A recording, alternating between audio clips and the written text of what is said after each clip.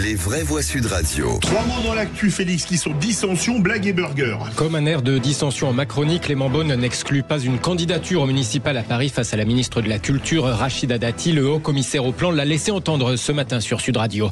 Donald Trump charge encore l'université Harvard après lui avoir coupé les financements fédéraux. Une blague peuplée de gauchistes, des cervelles de moineaux, c'est ce qu'il écrit sur les réseaux sociaux. Et puis le tout nouveau sandwich de McDo baptisé Big Arch fait beaucoup rire les Alsaciens. La grande arche en anglais, mais en alsacien, ça semble vouloir dire tout autre chose. Les vraies voix Sud Radio. Mais d'abord, ceux qui s'attaquent aux prisons seront retrouvés, jugés et punis. Promesse à l'instant du président Macron sur les réseaux sociaux. Dernière de ces attaques encore tôt ce matin avec ses voitures brûlées devant la prison de Tarascon dans les Bouches-du-Rhône. Ça sera le grand débat des vraies voix dans un instant avec un gardien de prison du syndicat FO pénitentiaire. Je réaffirme à tous nos agents du ministère de la Justice mon total soutien et celui de la nation, écrit le chef de l'État qui salue le courage et le dévouement des surveillants de prison. Et venons-en à ce début de réfifi au service, en tout cas au sein de l'exécutif sur les municipales. Oui, l'un, Clément Beaune, ancien ministre des Transports, occupe la fonction de haut commissaire au plan, comme François Bayrou d'ailleurs avant Matignon. L'autre, Rachida Dati, est donc ministre de la Culture. Tout ce beau monde est dans la même équipe, a priori dans le même bateau, sauf que l'ancienne chef de file de l'opposition de droite parisienne entend briguer la succession d'Anne Hidalgo l'année prochaine.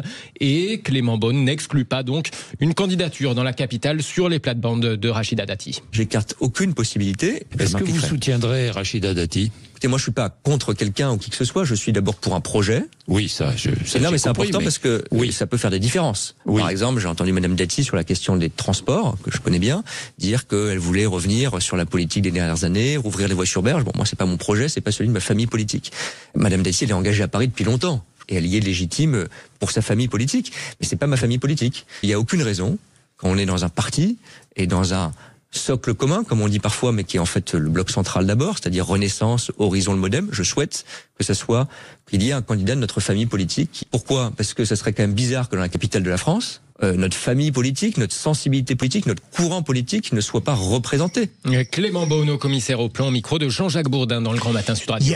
Il y a un dessin très drôle dans le Canard enchaîné. Apparemment, Rachida Dati n'a pas déclaré un certain nombre de bijoux. Oui. Et dans le dessin, on lui fait dire « Si je suis emprisonné, je veux plusieurs bracelets. » C'est excellent. Oui, c'est un vrai sujet. Parce que pourquoi Clément Beaune fait ça ? Parce que d'abord, il y a un agenda judiciaire tout à fait incertain pour Rachida Dati et que Gabriel Attal a jeté l'éponge et ne veut pas être candidat. Donc il y a un vrai espace en fait pour Clément Beaune. Hein, s'il prend son risque, je crois qu'il y a un vrai espace pour Clément Beaune. C'est pas le plus apprécié, mais c'est dommage. Il est courageux. Ce qui est désespérant dans tous ces gens, c'est qu'il se propose à aller dans tout un tas de postes. Il a été nommé au commissaire au plan. Effectivement, il n'y a pas grand-chose à foutre au plan. On l'a vu avec c'est dommage parce que ça aurait été bien. 10 rapports, 15 millions d'euros. Est-ce que vous en avez vu un de rapport sorti ? Rien du tout. Ah bien sûr, il y en a eu. Oui, il y en a plusieurs de rapports du plan sortis. Vous ne l'avez pas lu, non, mon cher Bruno. Aucun impact, parce que le commissaire au plan, c'est dans chaque région, vous avez des sous-préfets qui sont positionnés et qui remontent toutes les problématiques de terrain pour trouver des solutions.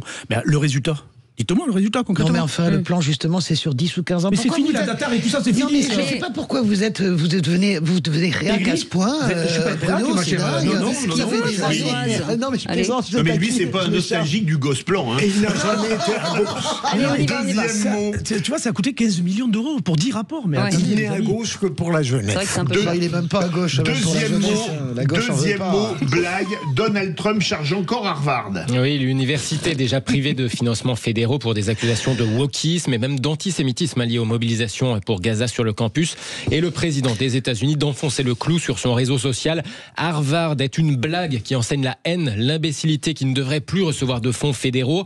On y trouve, ajoute Donald Trump, des gauchistes radicaux, des idiots et des cervelles de moineaux. Voilà, n'en jetez plus. Pendant ce temps, son prédécesseur, Joe Biden, n'a pas mâché ses mots, lui non plus. Pour son premier discours d'ex-président, c'était lors d'un déplacement consacré à la sécurité sociale, l'agence fédérale chargée de verser les retraites publiques et les pension d'invalidité.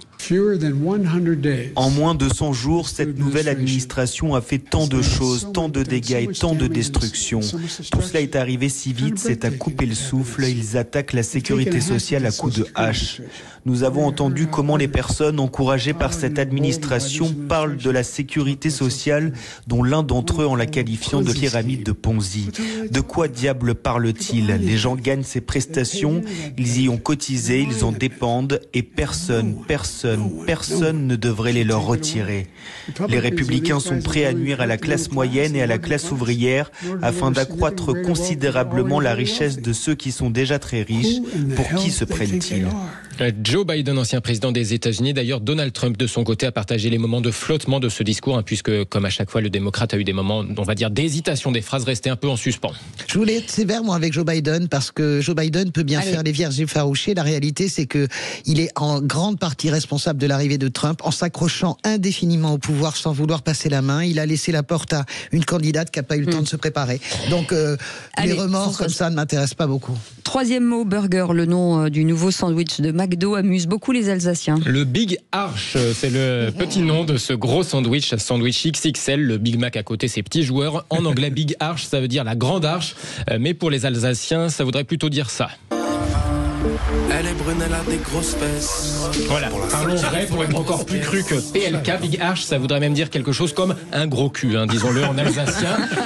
Ça fait beaucoup rire forcément là-bas. On ne sait pas si c'est une promesse en termes de nombre de calories pour ce sandwich XXL. Il peut y avoir une relation de cause à effet. Si on en mange beaucoup, vous voyez ce que je veux dire. Je voulais y aller ce soir, justement. Vous qui êtes alsacien. Mais vous allez ce soir au Cap d'Agde de manger des Big Arch. Je vais souvent aller au McDo. J'adore aller au McDo. Excellent. Mais moi aussi, j'adore ça. Et faut voilà, avouer à lui pardonner ou pas? On adore le McDo. Mais en général, je prends des potatoes, mais là, je vais peut-être tenter le mets alsacien. Ouais, la grosse. Mais non, en fait, comme Camilla Jordana, ne mangez plus de McDo. Non. Les amis, merci beaucoup Félix Mathieu. Avec plaisir. Heureusement que vous m'avez fait connaître ça. Ça nous met un appétit. Allez, plus sérieusement.